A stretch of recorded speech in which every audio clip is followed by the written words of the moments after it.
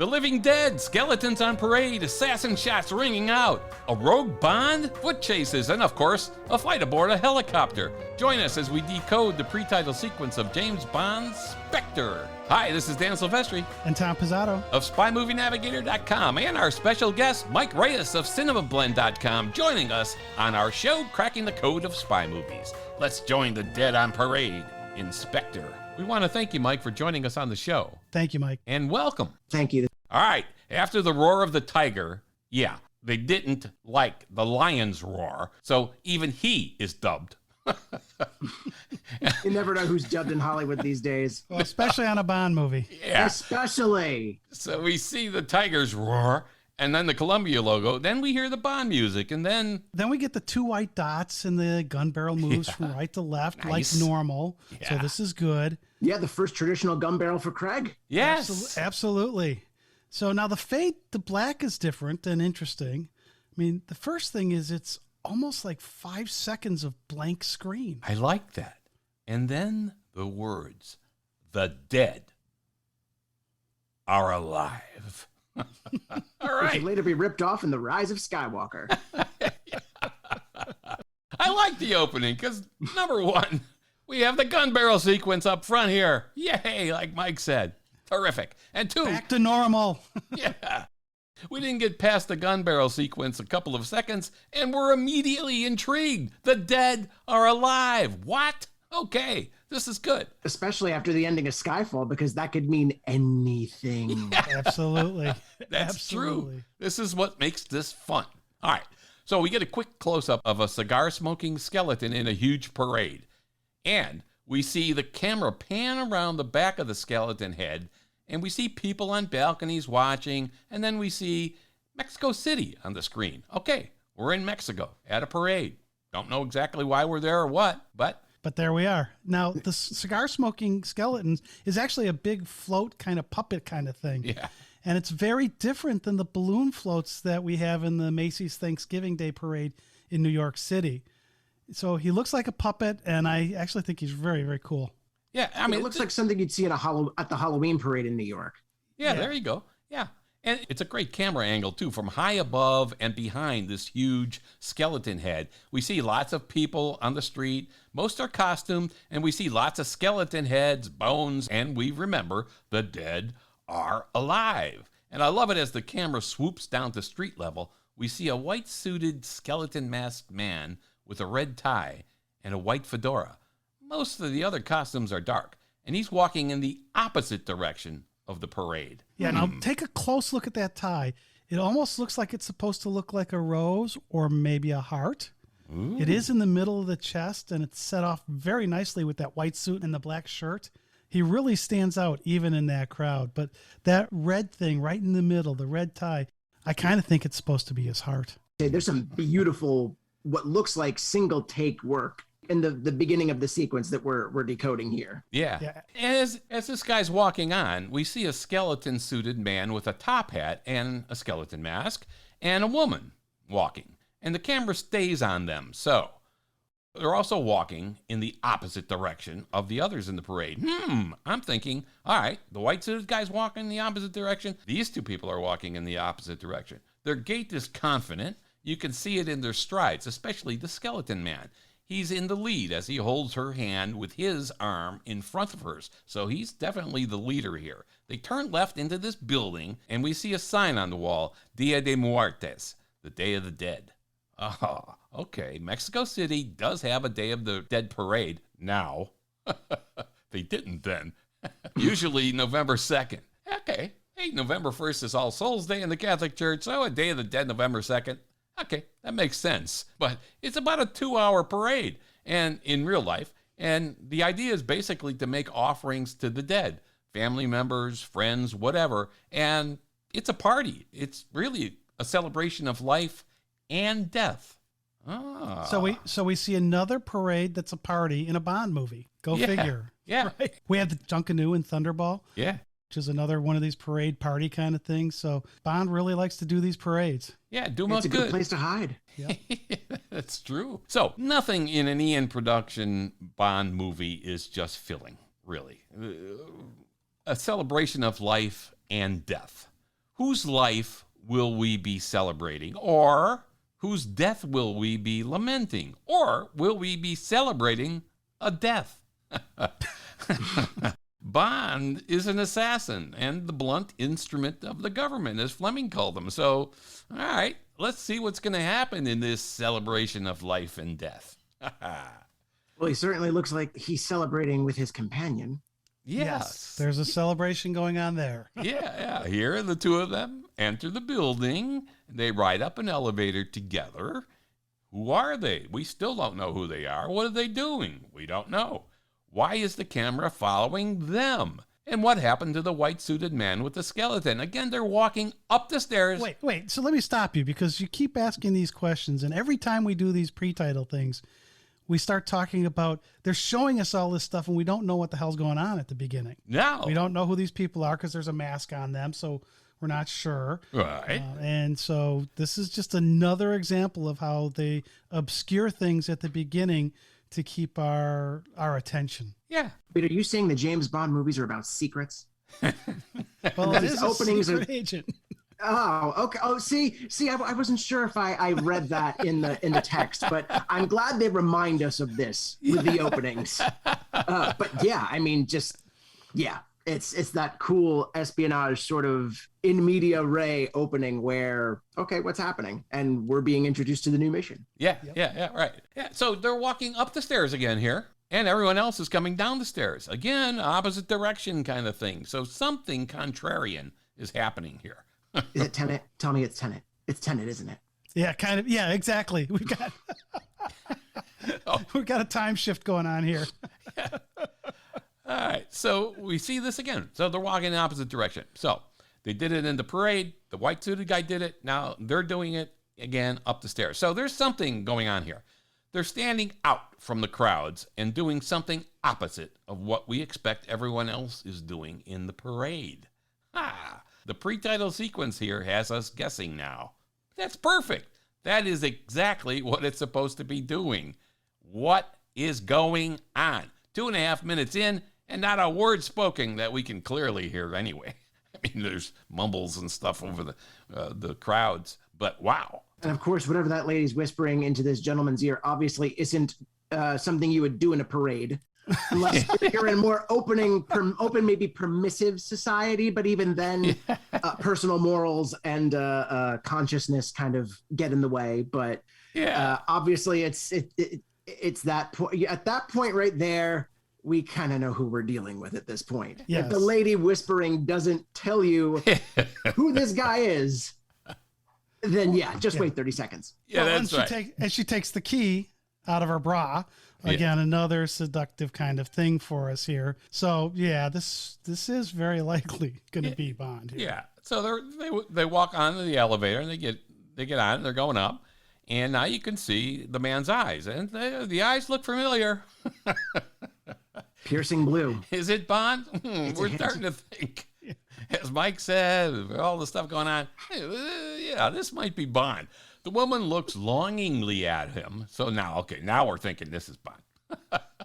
Removes the room key, like Tom said, from her bra and whispers something sensuous into his ear. Okay. All right. The guy behind the mask, it's Bond. It's got to be. Hi. That is revealed to be Tanner. It's him. Judi Dench. Joel, I got you back. What happened? The dead are alive. That's good. I love it when the elevator stops. She puts her hand on his chest and takes the lead from him. So now she's leading, and she's leading him down the hall to a room, obviously. She just took the key out of there. They cross the path of other walkers, and she opens her hotel room. The room number is 327. For some reason, lots of things happen on the third floor of hotels in Bond movies, or in the 300s at least, room number range in Bond movies. I don't know why. Like in Quantum of Solace, the room number in Haiti, I think it was 325. In Thunderball, in Nassau, Bond's hotel room was 304. And Bond's room in For Your Eyes Only, 300 at the Miramonte. But I guess it's not always on the third floor, but it seems like there's something to that. Okay. Culturally, the bar is usually on that floor. There you go. And I think I just got a homework assignment from you, Dan. What are all the movies where the third floor is used in a James Bond movie? Yeah. That'll be interesting. In fact, when you said that, I got back to Bourne, and where Bourne does the kill that's at the start of what happens to his legacy there. Yeah. But that's on the 5th floor. Darn it. I was hoping it was a third. I was hoping, but it wasn't. It was on and we now have to check which floor Dominic Green was on in Quantum of Solace when he got his ass handed to him. Yes. Yes. That's a good one, too. We got to check that, Tom. All right. Okay. All right, back to the action. And here's where the real action begins. The Day of the Dead parade was interesting, a festival of celebration, but what are we doing in Mexico? All right. In the room, they both remove their masks, and yes, the skeleton man is James Bond. Okay. Shocking. It's not him. I bet on that wrong horse. So what are we doing in Mexico? And now what is James Bond doing in Mexico? On holiday? It's not looking like it. Then they kiss, and she walks seductively over towards the bed and lies down on it facing Bond. Now we're thinking this is going to be good. Maybe he is on holiday. But in the meantime, Bond has slipped out of his costume, and he's in his suit with his costume in hand, which he tosses down, revealing a weapon slung over his shoulder. Okay. That gun wasn't under his costume. Where the hell did he get the gun? That's a good question. Now, if this was his room, it might have been laying there, and he just picked it up, but they don't show you that. All of a sudden, he's just got a gun on his shoulder. Yeah, and it's her room, so I don't know. I mean, it was a bulky skeleton suit, so he may have had it slung over his back. Maybe I've looked at this a couple times, and you do not see any bulges off that shoulder. We did get some back shots of him, so yeah. There were no bulges there. Tom, what are you going to tell me next? That Daniel Craig wasn't under that costume the whole time? Oh my God! Don't say that. It wasn't a stand-in for that, was there? Well, I don't know. But it just felt good in the moment. It was a gag, as committed as Daniel Craig is to this, I probably was him. Oh yeah, I'm sure it was. Yeah, he's just walking. At least it wasn't some scary thing he was doing and breaking his ankles and legs. That changed this whole sequence. Yes, because of that wonderful Being James Bond documentary. We sort of learned that. And yes. Yeah. Yeah, that they had to totally redesign it because his leg was really hurt. Yep, absolutely. So, where are you going, she asks, because he looks like he's exiting the room. I won't be long, he says, as he steps out of a window and then over the railing and begins his really confident walk really high above the street on narrow building edges, coolly adjusting his cufflinks. I love that. And his shirt cuffs. He's got to shoot the cuffs. And his shirt cuffs. And then literally the whole time he's thinking, don't give out with his leg. Yeah, really. Yeah. That was kind of wins watching that. Yeah, especially after watching Being James Bond, that documentary. Yeah. It puts this in different light than the first time you see it. Yeah. What I love about this, though, is the look on her face when he walks out and says, "I won't be long." Yeah. I mean, it's like, what do you have better to do? She was smiling. She's thinking, this is going to get good. And all of a sudden, boom, he leaves. Yeah. It was great. It's a great shot. And while he's walking, you notice he puts an earpiece in to his right ear. And this is another thing. Where'd he get the gun? Where'd he get this earpiece? Yeah, the earpiece stuff just magically appears. The earpiece could hang in a pocket. Yeah. I'm with Mike on that one. That could go anywhere. I mean, what the heck? But earpieces are much smaller than guns. It's science. Yeah, the assault rifle was a little bigger.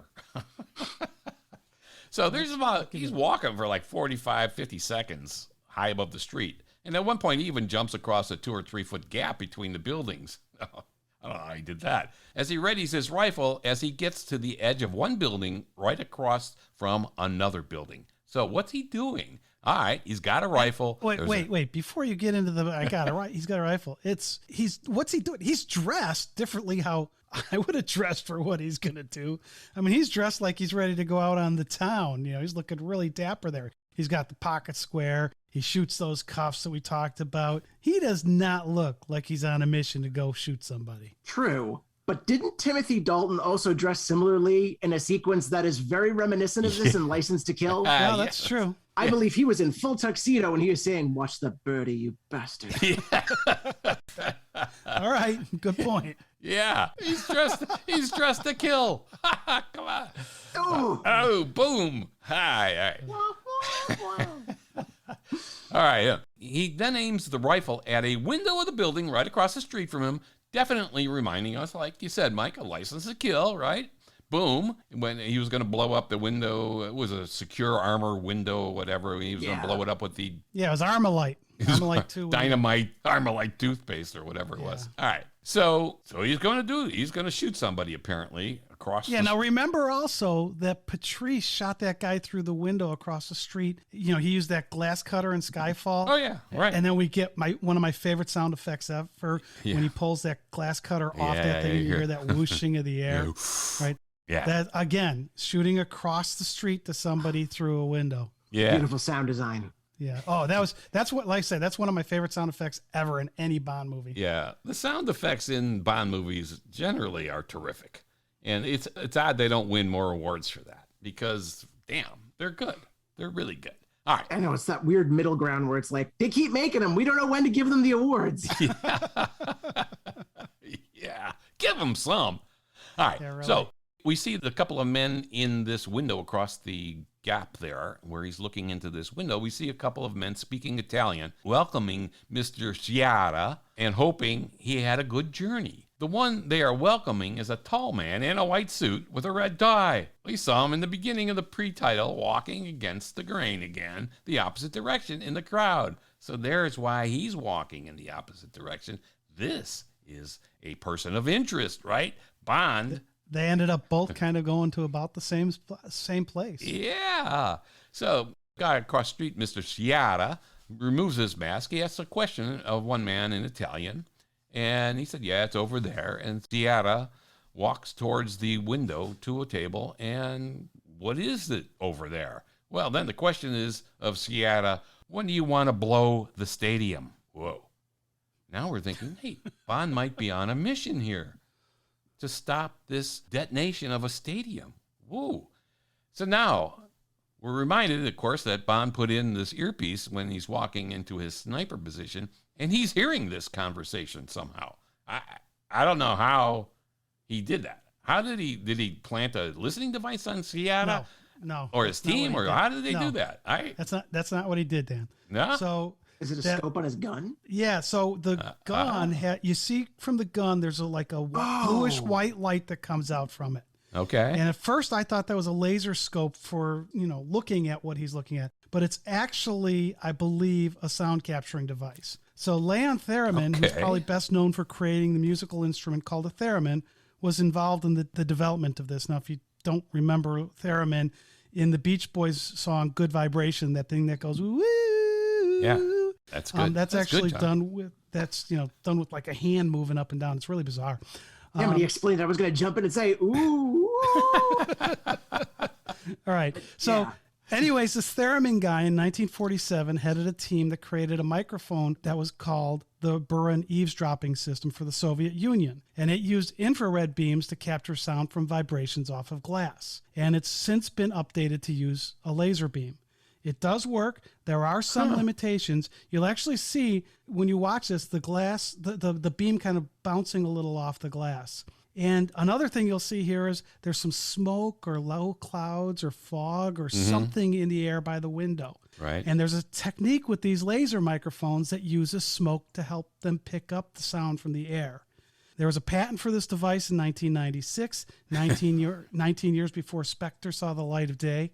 Sorry, I had to pun that. Yeah. The television show Burn Notice also used this device. So the cool thing is that these things exist. It wasn't made up just for this scene. Right. And Bond gets to use one here. And I bet most people didn't catch that's what was going on. I didn't. So. Probably why people should be listening to SpyMovieNavigator.com's decoding sequences. We look into this kind of thing. We do. All right. So the answer is coming back. What time he wants to blow the stadium? This evening at 6. We see Bond touching his earpiece to remind us again that he's listening in case we forgot that he put the earpiece in while he was walking. All right. Yeah, and he's always yelling at other agents, don't touch the earpiece. Don't touch your ear. Right.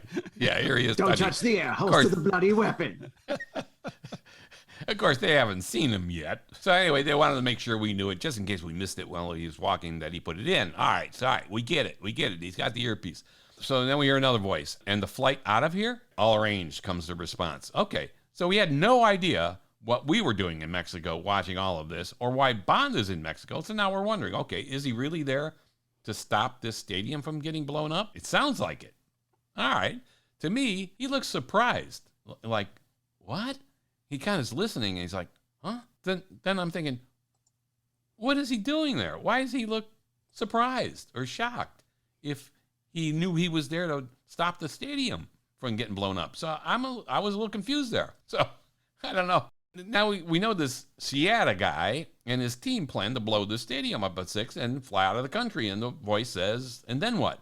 And Sierra, we think, he says, then I visit the Pale King. Now, when Bond looks perplexed, he's trying to figure out, I think maybe, what they're saying and what it means. And he looks away from the window in thought, which, he's taking his eyes off the target, which I thought was weird.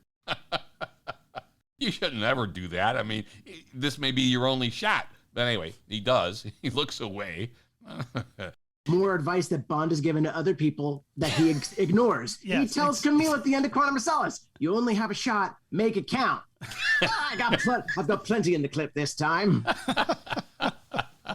Yes. Yeah, that's good. So we're thinking, wait, he didn't come to Mexico on assignment to stop the blowing up of the stadium? Because he seems a little surprised by this. So what again is he doing there? Really, we have no idea what's going on at this moment, really. And I think at this moment's the important part of this, because he doesn't really look confused until they say the name, the Pale King. And I think that's a new name for somebody he doesn't recognize. Oh. And we don't know that he's there to stop blowing up the stadium. Right? I think he just learned about that, and his mission was to take Sierra out. We don't have any backstory of it yet, and we don't know if MI6 heard that the stadium was about to be blown up. Yeah, we're assuming he's going to take Sierra out. We find out that really was his mission, but we find that out later in the movie. Yeah, right. So, again, we don't know about the stadium aspect, for sure, or his assignments, for sure yet, or what Bond really is planning to do there, other than maybe shoot this guy Sierra, like Tom just said. So, they clink their glasses in the window across the way, a toast, my friend, and Bond rises a bit. He takes aim. He wants the guy in the white suit. Now it's becoming clear. He wants the guy in the white suit, Sierra. They cheer to death. Now, remember where we are. What a great cheer. Remember where we are. Mexico City on the Day of the Dead Festival. These guys have some plan to blow up a stadium, presumably full of people for some reason, and they're cheering death. Okay. Sounds like these guys are villains. Yeah. Probably villains, you're right. Yeah, probably all will. So Bond's best line, well, one of the only ones you hear in the pre-title sequence, really, when they're cheering to death, he says, bottoms up. Right when he's about to fire. Perfect Craig delivery. Yeah, it was. He was really Bond by this movie. He really had his Bond down great. Yep. Oh, yeah. So Bond fires looking like he hits everyone except the man in white. But he hits what apparently was the bomb, or whatever, on the table, because there's a huge, loud explosion outward, and the flames are blowing out, and the percussion is blowing out towards Bond. Yeah, now, hang on a second, though. Before Bond fires, Sierra blows smoke from his cigarette, and the light from that sound laser thing gets diffused, and Sierra and the other guy that he's toasting with turn back to look at Bond. So if you go back and watch this again... Because they saw the light? And you think about the fact that the light's picking up the sound and the smoke helps diffuse the laser, they see a flash. It's very bright. It's very short, and they both turn to look at Bond. So I think what happens there is he's been busted, and the reason he's been busted is because of this diffusion of the laser. If you think about a stage show, when you see a stage show and there's all these lasers all over the place, there's a lot of smoke on the stage and in the auditorium when they're doing that. And that's so that the laser has something to be diffused with. Okay, yeah. They see the diffused light. They turn to Bond. He's got to do something at that instant. All right, so I like that, but now that raises this question. Bond doesn't really care that they're going to be blowing up a stadium because he's not there for that. He's there to kill Chiara. So why is he listening to anything and blowing his cover with the light, the laser light, when he doesn't need to hear anything they're saying? Shoot the son of a bitch. Because maybe it's him actually learning his lesson from the previous films. And I was thinking of this because I've been going through the Craig run again. Okay. He has that overdeveloped trigger finger that gets him into trouble in Casino and Quantum. And now, while it's still very much developed, he kind of learns where it's like, okay, I take out the bomb and the bomb maker. So, it works this time. Yeah. Oh, wait, something's going on. Okay, I'll listen for a little bit. I'll see if they say anything useful. Oh, stadium. Oh, okay. So I got to kill this guy and stop this. No problem. James Bond. He just added on to his mission. Yeah, okay. All right. We'll run with that. After Bond ducks because he sees the building across the way is collapsing, and it's collapsing towards him, so he's got to run for it. All right. For a 00 agent, this seems to be a poor plan. Executed poorly. Which totally knocked me back when I saw this for the first time in IMAX. Like that explosion, like you're just expecting, shoot, guys go down. Okay, right. Explosion is like, oh, and things collapse. Just falling at you. Okay. Yeah, I liked it. It was a great explosion, and I love the building falling at him. I mean, visually, it's stunning. All right, we're just adding more dead to the Day of the Dead. Yeah. All right, so we see now the white-suited guy is on the street, so he didn't get killed. He didn't get shot, and he didn't die in the explosion. He got out of the building somehow. So now Bond sees the building collapsing on him.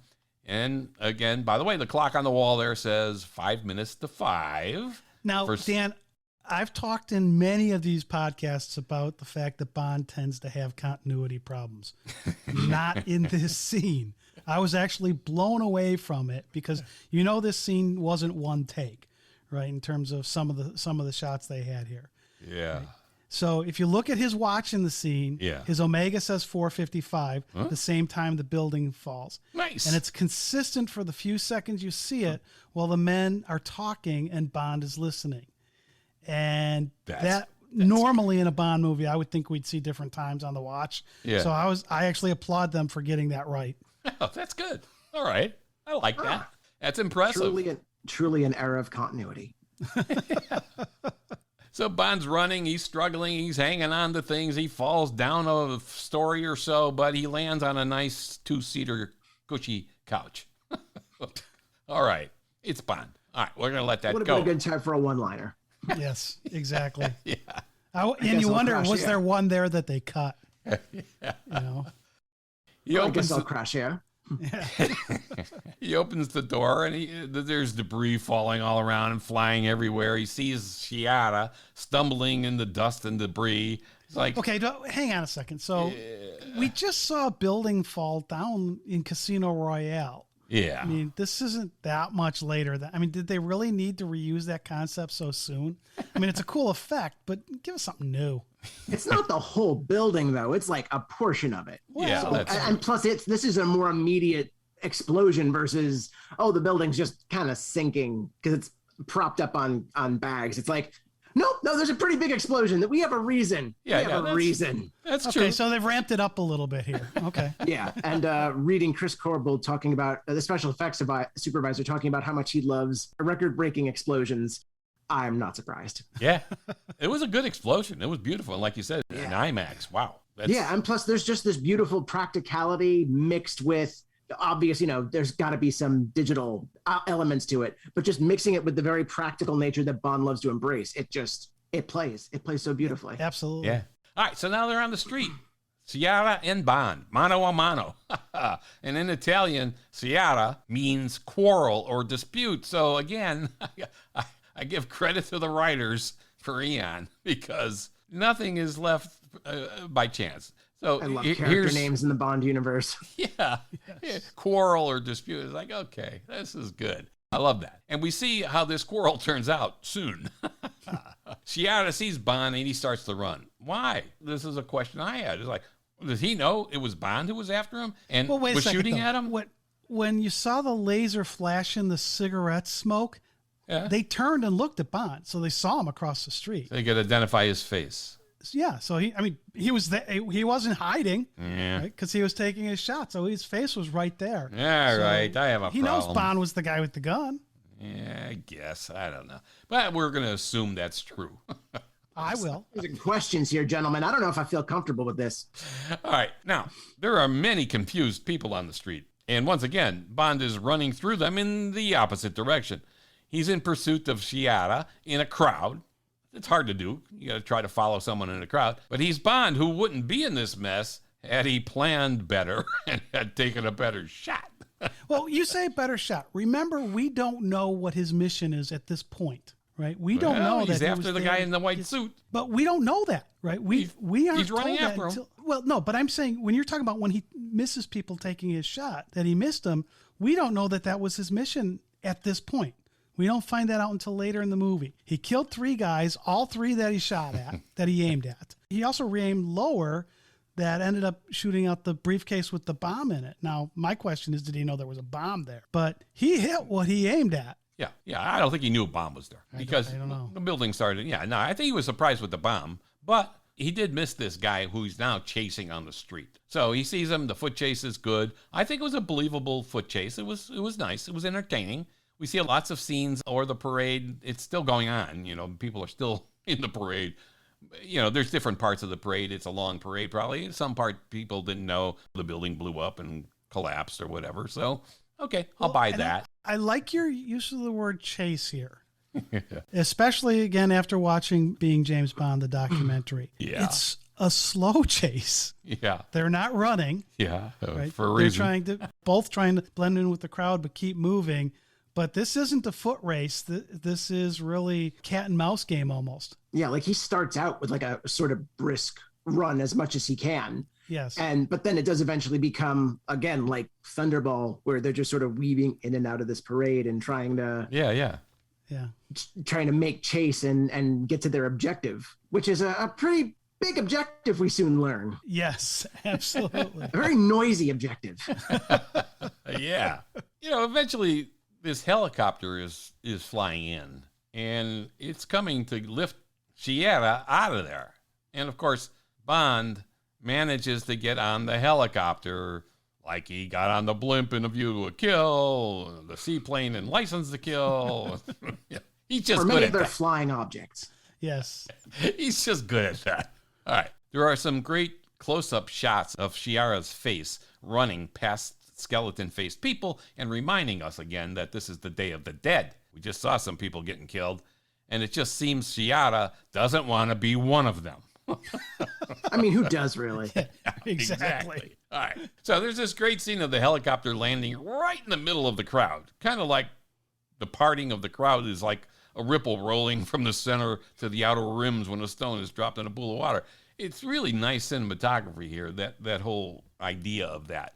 And so the copter lands and Chiara is running towards it. Someone leaps off the helicopter. Let me stop you for a second. Sure. Is that crowd real people or was that done with CGI? Do we know? I think the crowd was real people, and then there was a mix of plates filmed with the real people and then some CGI they did the chopper stunt. And I think they did the chopper stunt practically to a certain extent and then kind of CGI melded it together along with some other CG bits and pieces. Like when they're fighting in the chopper, I think that's also like on a CG set, but Right. Yeah. I could be wrong. It's been a while since I've dug into the special features for Spectre, but there's some stuff in there. Yeah. I think. And it is cool how they separate, because if it really was real people and not CGI stuff, that, you know, it's like if you're there, I'd be knocking somebody over to get the heck out of the way. Yeah. That would have to be some sort of hazard pay scenario. Yes. Yeah, I remember once Vic Morrow, the guy who was in, remember that? He got killed by a helicopter blade flying off the helicopter. Got cut in half For on that Twilight one. Zone, the movie. Right. Yep. Anyway, yeah, I'm with you. throwing I'd be out of names the here. way. I'd be getting out of the way too. All right, so anyway, someone jumps off the helicopter to kind of help Chiara. and Bond is right behind him, takes a skull stick out of somebody's hand. I like that. And then whacks the guy helping Sierra. It's like, boom. Then proceeds to follow Sierra onto the helicopter, of course, so we can have an onboard fight. We have to have one of those. So, I mean, we haven't had a helicopter fight for a while, have we? For your eyes only. Yeah. Hey, this was like for your eyes only on steroids. Yes, it is. For some reason, which I didn't know, Bond is also fighting with the pilot. That seems to me a bad idea, especially with thousands of people just below, and the guy is actually flying it. So why would you be fighting with him? Because you're fighting two guys. Take out the other guy first, Sierra, and then do whatever you want with the pilot. But maybe hold him at gunpoint. Yeah, where's his gun? He lost it, I guess. Get us somewhere safely where I can kick your ass. That's more of a Pierce Brosnan impression, but still, I'll stand by it. It wasn't that bad. I love it. All right. I mean, there is a pilot here, and yet for some reason, he cannot get the helicopter up and out of the crowd and above the buildings. Meanwhile, the fight is going on outside of the helicopter, and Bond and Sierra are on the landing runner fighting now. Wow. Okay, that's impressive. That may have been a Pinewood Studio thing, I think. But wow, what's the pilot doing? You fly helicopters. Get the helicopter under control. No one's bothering you. Standard operating procedure. Yeah. Absolutely. Yeah. I mean, it's going in circles and stuff, the helicopter. And what, are the gears jammed or something? The Bond jammed them? See, I thought he was doing that circle thing to try to throw Bond off balance there, right? Yeah, but he could throw Sierra off balance too, and then he's really in trouble. Well, yeah, I mean, both of those guys ended up outside of the helicopter because of this maneuver, so maybe the pilot was just trying to get rid of Bond. And if Sierra went too, oh well, that part of the mission's done for him, but he keeps going. Well, Bond finally does land a really good punch, and he on Sierra, and he rustles this ring off of Sierra's bloody middle finger as the pilot reaches into his console for a pistol. Finally, just shoot him. Yeah. Do I shoot or do I fly? Yeah. So hard. I got to decide. So now Bond is wrestling with the pilot's arm, of course, to get the pistol pointed away from him. Okay, that's a good plan on Bond's part. Get the pistol pointed away from you. The helicopter, again, out of control. It's making loops. Like, this is it for Bond and company. He's obviously going to die. Yeah, now, I love this loop-the-loop that the helicopter does. I mean, that is a fantastic stunt because it's not super fast, and it just goes up and around, and I think that is just so cool. Yeah, and I think, okay, this is it. Bond's dead. I mean, he's going to die in this pre-title sequence again. But no. He kicks Sierra out of the helicopter, supposedly to his death, and now he has the pilot to deal with. Now you have to deal with the pilot. Okay, all right. That's good plan. That's a good plan. I would have pulled a weapon, retrieved the pilot's gun or whatever, and told the pilot to land this damn thing safely somewhere, and I won't kill you. That's what I would have done. Yeah, but him pulling a gun would be kind of interesting because he had the rifle on the roof. Yeah. We never see that he's got his Walther on him. No, but and the pistol that the pilot retrieves kind of looked to me like a flare gun, not a pistol. Well, a flare gun held at your head. I think you'd listen. Yeah, I mean, that's obviously still gonna get the point across, especially if it goes right in your chest or anywhere, really. Yeah, that's true. Yeah, all right. Or the flare across, not the point. Yeah. And secondly, if I was in the crowd below, I would have been long gone. I wouldn't be standing there watching this thing. What the hell are you thinking? You know? Yeah, you might think it's a show. Yeah. Well, that could be. Or you'd watch for a second or two and then go, this doesn't look right. I'm out of here. Yeah. Cool. Bye. I love that there's this 2-second lull where Bond looks like he's knocked out. And literally, it's about 2 seconds. But then he's back on top of the pilot and eventually throws him out of the helicopter too. It's like, 2 seconds you're thinking, what happened there? And then bam, no worries. He's fine. I don't get that. I would have just skipped that 2 seconds and just let him fight the pilot. All right. So of course, Bond gains control of the helicopter, much to the happiness of the people still watching below. All part of the act. And and then with a little sun on his face, he kind of smirks. I'd smirk too if I had to almost crash that helicopter. I mean, it'd be like, yeah, we did it. I'd probably smoke too. Yeah. Bond knows how to fly any kind of aerial device. It doesn't matter if it's a plane, a helicopter, or whatever. He knows how to fly it. He knows how to drive anything, Caterpillar tractors and whatever. It doesn't matter. He's that good. The man burst through walls. He can do anything.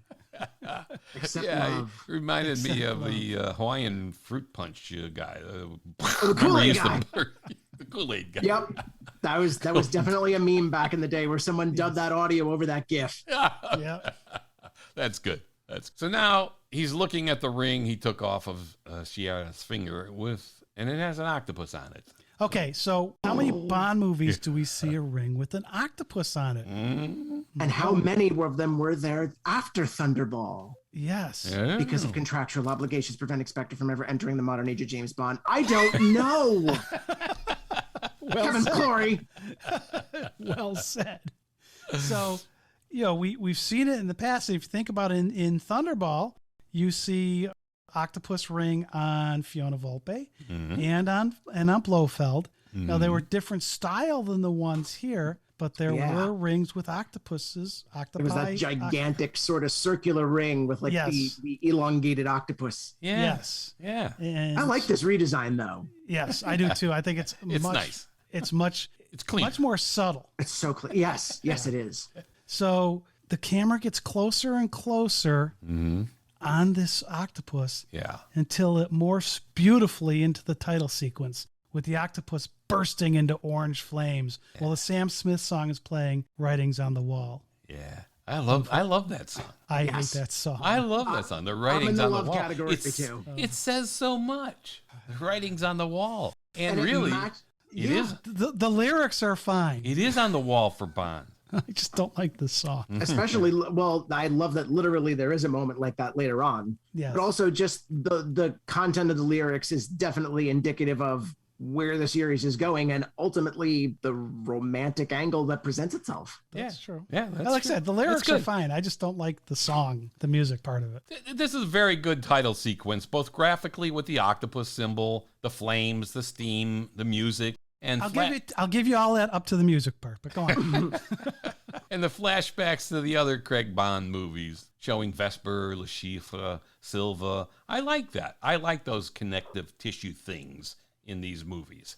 Yeah, so, I mean, it's very much like what they did in On Her Majesty's Secret Service. Yeah. Showing the connection between the other Bond movies. I thought that was very well done. Yeah. And even just that beautiful line, a million shards of glass that haunt me from my past. Yeah. Well, we also have to remember there was a thought that this was going to be Daniel's last. Absolutely. Yeah, role it was very uncertain. Yeah. That this might be his last run as Bond. So was that kind of trying to tie things up a little bit too? Yeah, and I like that they end the title sequence. Now, we didn't go into all the stuff in the title sequence, but I like that they ended the title sequence, again, with the octopus ring and a close-up of it, just like it began, the title sequence. So that was kind of a nice little closure. It came full circle. And it tells us slaps us in the face. Let's see, we have the name of the movie is Spectre. We've got the octopus rings. Who might we be seeing in a little bit? Yeah, as if those alarm bells didn't already go off when they made the title announcement. Yes. I remember sitting there watching it. I got up early when they did the announcement, and then they just start the Bond theme. You see that crack in the glass. It looks like an octopus. Oh no, the title slowly reveals itself, and then the crack in the glass, the octopus is like, I don't know. Is someone coming out to play finally? And then Christoph Waltz is announced as being cast as Franz Oberhauser, and it's like, sure, Franz Oberhauser, yeah. Well, now, is he coming back? Because this is the Daniel Craig reboot. And so if it's truly the reboot and it started with Casino Royale, has all of the Blofeld stuff ever happened before? Yeah. I mean, although later in the movie, he kind of talks like it did. So the timeline here does get kind of convoluted. Yeah. This whole Craig timeline gets convoluted because he goes from a 00 agent getting his 00 status in Casino Royale, which you assume, is the beginning, was the first Fleming novel, to he's an old man and retiring in Spectre and No Time to Die. So I was like, now what? Okay, Houston, we have a problem. So I like the pre-title sequence, even though we have no idea what's going on or why. And the title sequence is rich with images, colors, the haunting music of Sam Smith. But if the writing's on the wall, I still can't read it because really, we have no idea what's going on here still. It's an interpretive dance, okay? With fire and octopuses and skyfall, people falling from the sky. And some absolutely beautiful stunts. Yeah. Yeah. It's a great stunt scene. All right.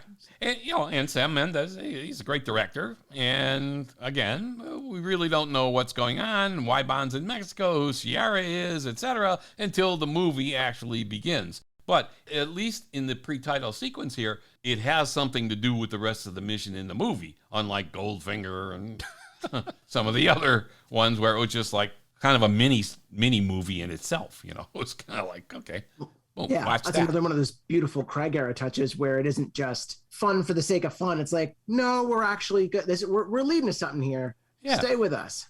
Yeah. So, of course, we know that M, before she died in Skyfall, recorded a cryptic video message for Bond saying basically to track down a man named Marco Sierra and kill him and to attend the funeral. That is what he was doing in Mexico City, of course.